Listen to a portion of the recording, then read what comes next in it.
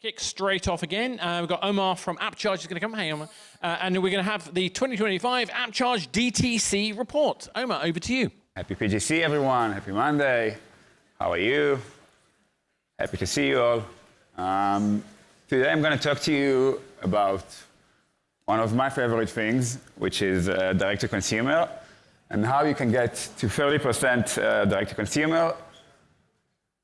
I wouldn't say easily, but in a way where if you do it right, it's going to happen in a short few weeks. I think around a year ago, a lot of it was in theory, but the past year has been nothing short of crazy. And all the reports, all the data, all the best practices is based on more than $700 million we've seen in transaction from direct-to-consumer in 2020-25.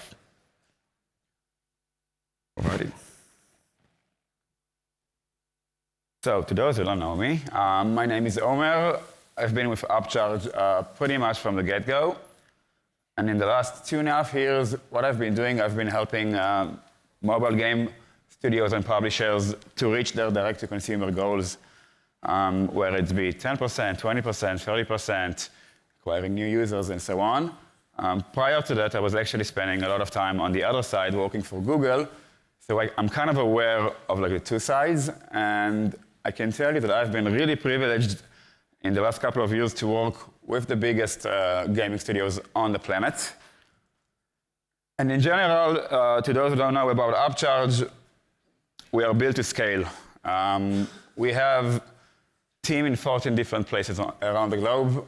We have been working directly providing D2C services to 70 out of the top 300 mobile games around the globe. 2025, as I mentioned, was more than $700 million from direct-to-consumer in transactions with Appcharge.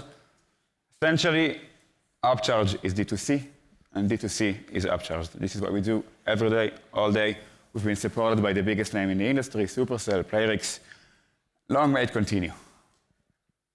Okay. So I think in 2025, talking about direct-to-consumer, D2C, gaming studios finally realized it's not a nice-to-have anymore.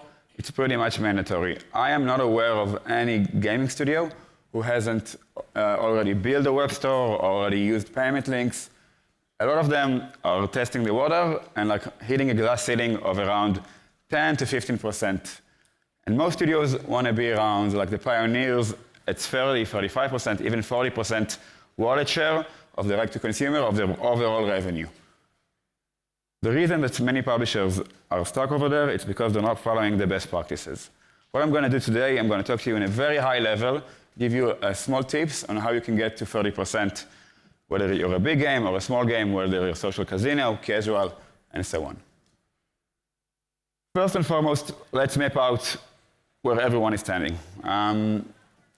Most of the publishers that you know of today are anywhere along between 5% to 15% D2C share. This you can get quite easily only by opening up a web store, testing our payment links. It will happen pretty easily, but you have a selected few that are already here. Already have 30% wallet share, already have players coming back. They have their highest value payers. When they think about buying anything related to the game, they think about the game portal or the web store. And in order to explain about how you get there, I'm going to divide it into 3 steps, which is discovery, how do you get players to know about your web store, conversion, how do you get that luxurious first-time deposit, and then scale, how do you create a habit for players to come back again and again and again into your web store. Let's start with discovery. Discovery is essentially bridging the gap between the app and your D2C portal, getting players acquainted with what D2C is, with what they can get from the web store, and so on. For lack of a better terminology, 2025 was crazy. A lot of things were happening, regulation was changing, and the biggest disruption that we've seen on direct-to-consumer was payment links. Payment links is essentially a web checkout directly from the game where you can, with a couple of clicks, pay externally outside of Apple and Google. It has been something that has been pretty much, I think from March, right from the beginning, has been adopted by pretty everyone. And it has been a really, really, really good D2C tool to introduce new players to direct-to-consumer. I want to add a caveat. I want to say that the direct-to-consumer ecosystem is ever evolving, and regulation is still changing. There's a big hearing next week between Google and Epic, and the way that we are seeing payment links today might not stay for the longer run. We don't know. It might. It is a good tool to get players introduced into direct-to-consumer, and we can see it by the data. So more than half of the players who used payment links for the first time were completely new to direct-to-consumer. They've never seen a web store in their life. That's a really good foot in the door. And the most important thing for me is that a quarter of the users have continued from payment links into web store. And this is really, really crucial. Why is it crucial? Because at the end of the day, when regulation is going to be aligned, whether it's like locally or globally, Google and Apple will find a compromise. The one thing that's going to be here, that's going to stay, it's not going to go anywhere, is web stores and game portals. This is the place you want to get all of your players when it comes to direct-to-consumer. And like anything else in life, we're still in the discovery phase. We want to get to know someone or get to know something. Communication is key. How do we communicate to our players, to our highest payers, to anyone actually, that we have, as a gaming studio, a web store or a game portal? So the low-hanging fruit, the way to go, the easiest way is in-game communication.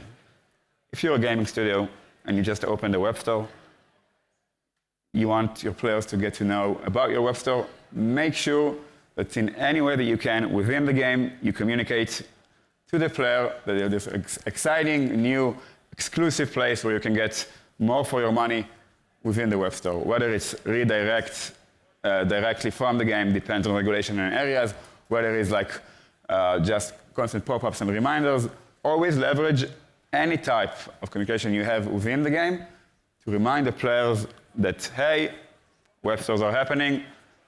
This has been, from what we've seen, the best way and the most efficient way. But it's not the only way. At the end of the day, you talk to your players all the time.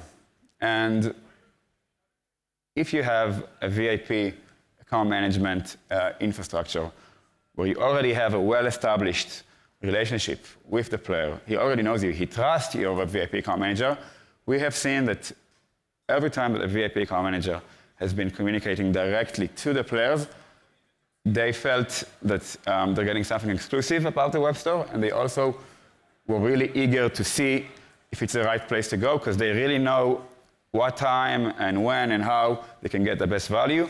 And in web stores, by nature, we're going to talk about it, you get a better value. But it's not only VIP account management. You have a social game, you have communities, you have Discord, you have Facebook. Players are looking for things that are happening there all the time. Make sure you keep pumping up your D2C portal there at any given time that you can. And one thing that we have seen that's added incremental value is that there are newsletters, there are chat within the support, there is SMS marketing. Every game has a different type of marketing communication. Leverage any direct correlation and communication you have with your players to always keep reminding them about web stores. Okay, that's great. Now we have the players and the payers.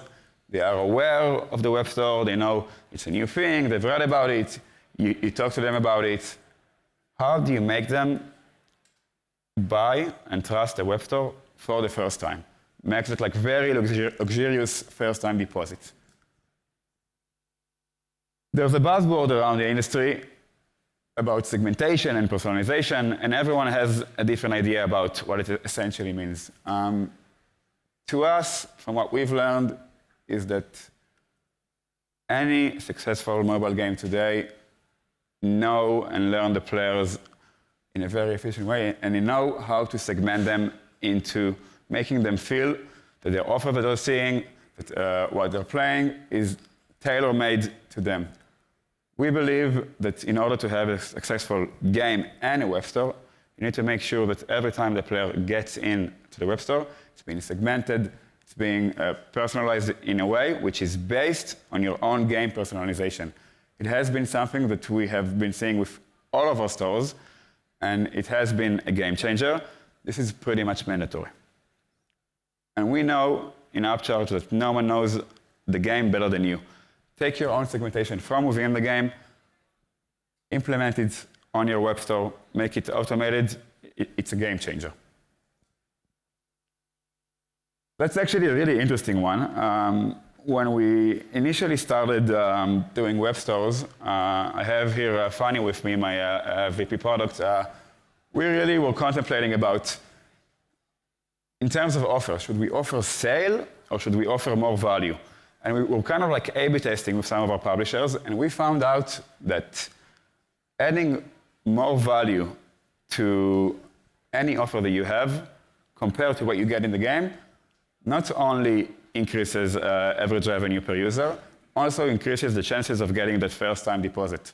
Players who are coming to the web store know how much they're paying, know how much value they're getting, and we highly recommend on any offer that you do within the web store to add somewhere along of 15 to 25% markup on top of what you get within the game. This has been really important. So giving a discount might work. We don't see it's working as efficient as adding 20% more. Yeah, there isn't a bigger conversion killer than wanting to buy, I want to play, I've seen this amazing offer, and I'm not able to log in into the web store. This has been something that we have dedicated a lot of time to and quite a few solutions on how to do so.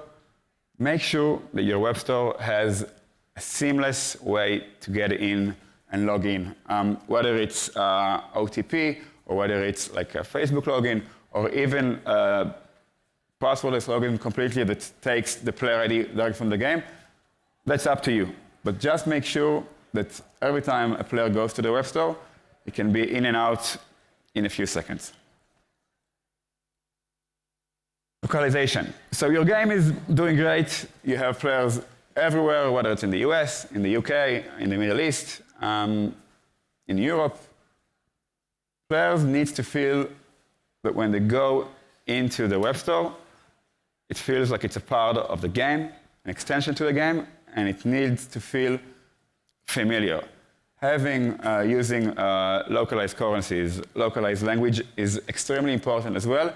We have been seeing that this has been a real game maker in markets that we initially didn't really believe it's going to make a change. So this is really important. Always localize your web store.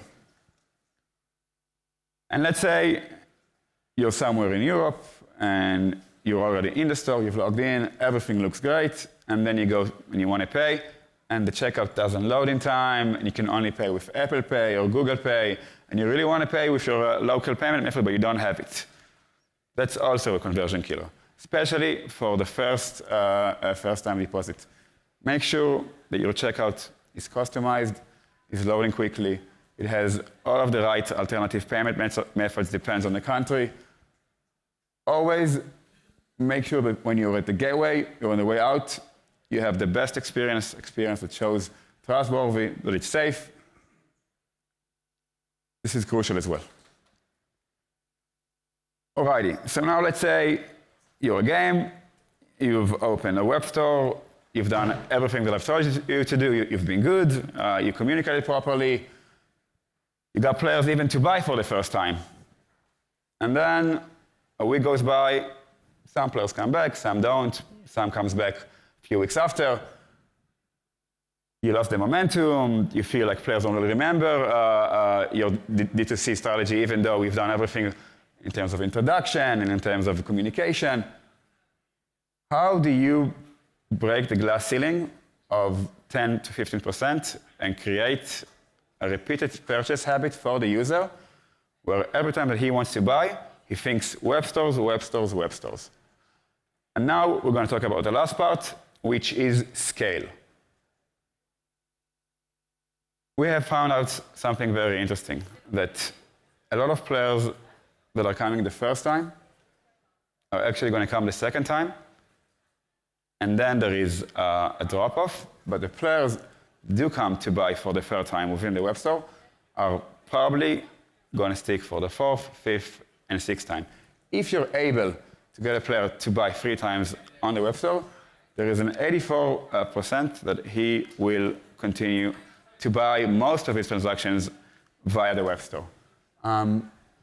We can see that 87% of users who bought 4 times continue to 5th time. So we have found out that our goal is to get players to buy at least 3 times. And how do we do so?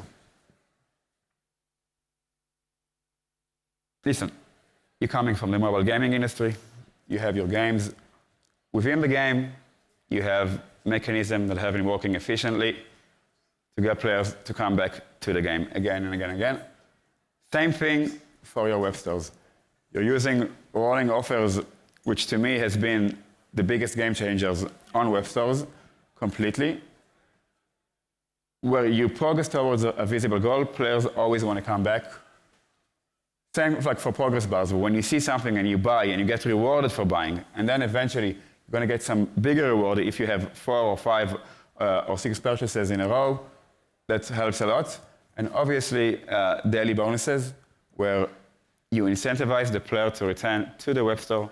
And he knows that if he goes to the web store, that eventually he's going to get a bonus. This has been really great for a foot in the door to create scale. And those 3 are just like 3 examples that I can show you today due to like limited time. There is at least 5, 6, 7, 8, 9 different features you can use. Depends on your game. You know your game best.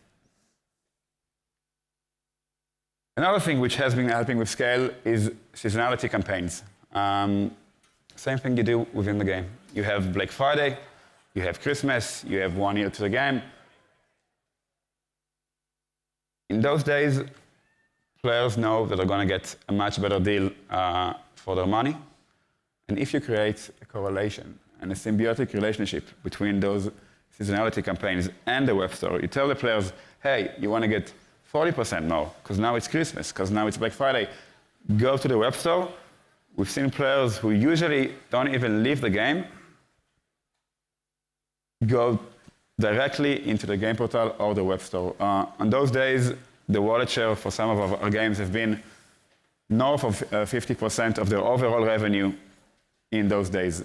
This is really, really, really important. Create a correlation between uniqueness, best value, and your web store. Yeah. At the end of the day, as I said at the beginning, D2C ecosystem is something mandatory to have. 97% of revenue that comes from the web store comes from repeated buyers. Just think of that. Players who came back once, came back twice, and think of how much money you can save and utilize, and how much you can improve communication with your players if you have a well-established game portal and web stores. As I mentioned before, getting players to buy once, to buy twice, is something that has been done quite easily. Getting them to buy 3 times have been